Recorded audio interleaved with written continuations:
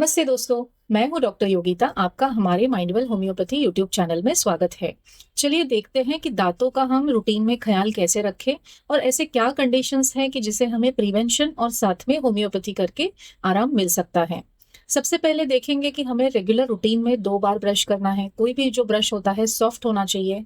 कुछ homeopathic toothpaste भी available है, वो भी आप इस्तेमाल कर सकते हो या आपको जो सूट करता है वो आप टूथपेस्ट यूज़ कर सकते हो।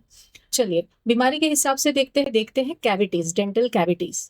तो हमारे दाँतों में जो फूड यानी कि जो हम खाना खाते हैं, उसके छोटे-छोटे पार्टिकल्स जो होते हैं, वो दाँतों में फँस जाते हैं और वहाँ पे बैक्टीरियल ग्रोथ होना स्टार्ट हो जाता है और बैक्टीरियाज़ जो होते हैं, माउथ में एसिड प्रोड्यूस करते हैं, जिसके वजह से वहाँ पे आपके दाँतों में कैविटीज़ बननी शुरू हो जाती है। एक तरह से यहाँ पे दाँत खराब होना या डीके होना शुरू हो जाता है। तो ऐसे टाइम पे हमें दाँतों का ख़्याल रखना है कि दाँत हम मैक्सिमम टाइम हम एटलीस्ट दिन में 2 बार तो साफ करें। कोई भी चीज़ें हम जैसे खाते हैं तो हमें उसके बाद गार्गल करना है। ये एक हैबिट लगानी है कि कोई भी चीज़ अगर हम फूड खाते हैं तो फूड वहाँ पे क्लॉग हो जाता है, तो हमेशा हमें गार्गल करना है।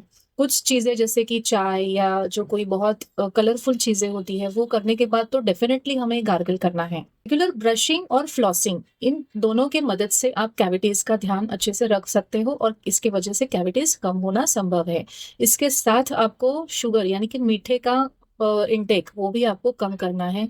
मीठा बहुत कम लेना है, क्योंकि जितना मीठा दाँतों में फँसा हुआ रहेगा उतने बैक्टीरियल ग्रोथ ज़्यादा बढ़ने के चांसेस होते हैं, तो इसलिए आपको मीठा कम करना है। बात जिंजिवाइटिस यानी कि दाँतों के ऊपर जो हिरड़ियाँ होती है उनमें इन्फेक्शन प्रोड्यूस होना।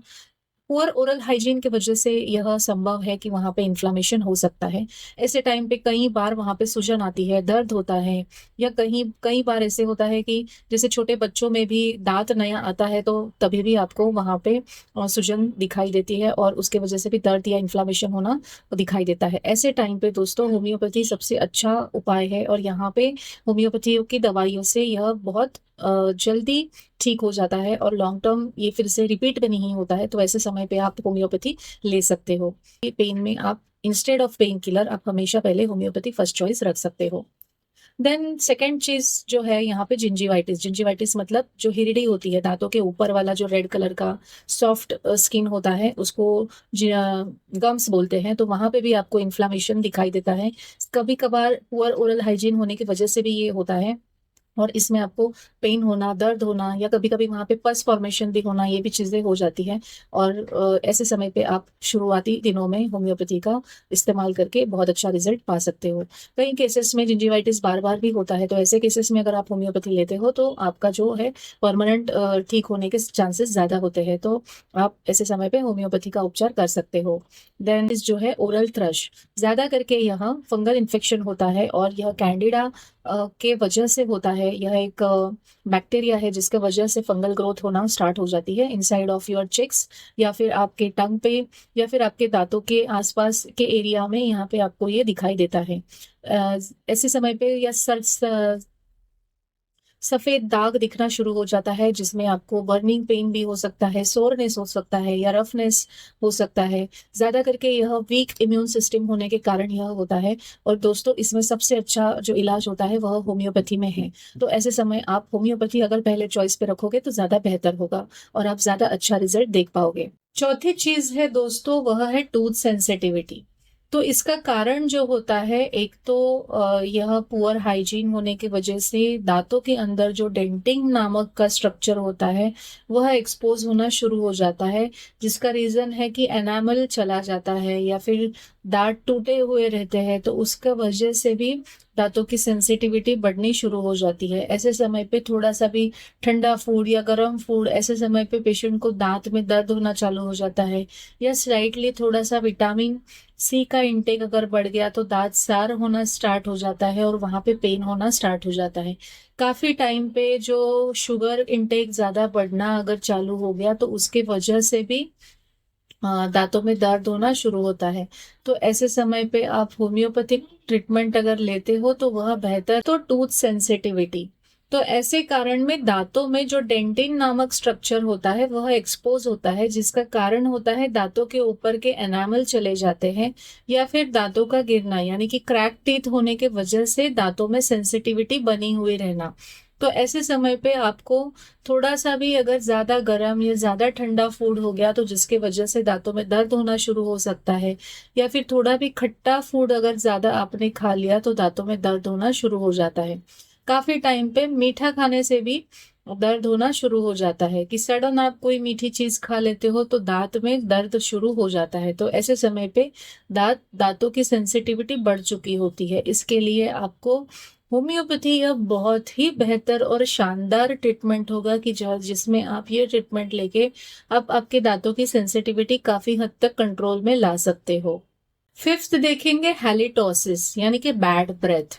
बैड ब्रेथ होने के कई कारण हो सकते हैं, जिसमें एक पुअर हाइजीन भी हो सकता है, या फिर लाइकन प्लानस या जैसे कि ऑटो इम्यून डिसऑर्डर जिसमें बैड ब्रेथ होने के चांसेस ज्यादा होते हैं, या फिर आपको कोई स्मोकिंग या कोई ऐसे ड्रग्स की एडिक्शन हो सकता है जिसके वजह से आपकी बैड ब्रेथ हो सकती है। तो ऐसे समय पे होम्योपैथी एक बहुत अच्छा आपको ऑप्शन रहेगा।